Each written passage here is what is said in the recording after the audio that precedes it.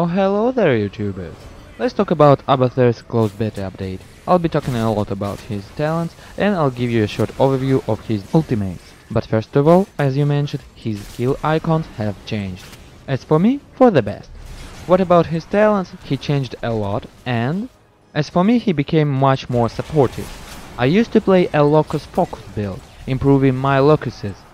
But now I want to support my teammates because his boss became much more powerful. So let's get through some of them. In the first level I picked regenerative microbes. I love them a lot. Their amount of healing is quite decent, but you can bring it to any side of the map. However, I didn't take them because I prefer Mule, and now it's in the first tier, so I'm happy a lot about it. Except of one thing. Basically, the shield doesn't persist by himself anymore. In fight, the shield expires very fastly, and you give almost no heal. And out of fight, you don't want to stay with this hero. If you want to make the shield last after you leave, you have to take the 4 level talent. So you are picking up 2 talents for the same effect. I can't say this is a good deal. So after all, this skill became a bit less effective, at least by himself. The next interesting talent is Adrenaline Overload. Sticking to some heroes became much more effective. Just imagine this effect on Surgeon Hammer, for example, or Illidan. As for me, this talent is quite valuable. The next new talent is Networked Carapace. It seemed to be very powerful on Cursed Hollow, but I guess that Mule will be my favorite on this tier. And what about Soma Transference? Oh my god, this is cool! When I use Symbiote, my first aim is usually to protect my ally and not to deal damage.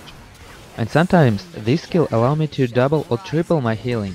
As you mentioned, I'm quite satisfied with this skill. I haven't tried Volatile Mutation, but it seemed to be powerful. However, I don't like pure damage skills. I mean skills without any side effects.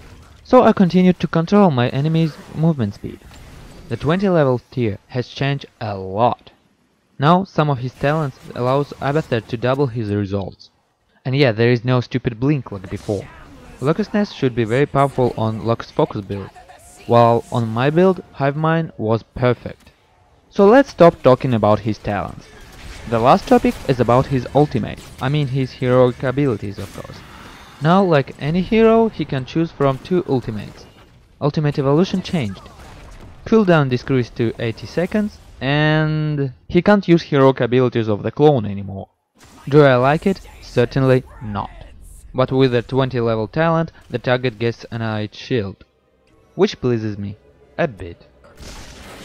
And now, ladies and gentlemen, I am going to reveal you the Evolved Monstrosity, which is worse than the previous ultimate.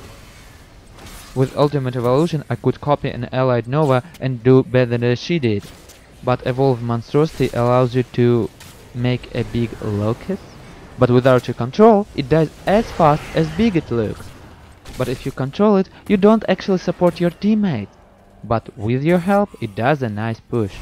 It appears to be a mini golem, spawned in any corner of the map, or micro golem. So maybe it would work in Locust Focus build, and in this case you become a true specialist. Just destroy enemy towers and be happy. But if you like to support your heroes and be more PvP Abathur, I guess you should ignore this ability. Okay, this is enough for today. I would appreciate your comments below this video and new subscribers. I am Night Silver and this was Night Games.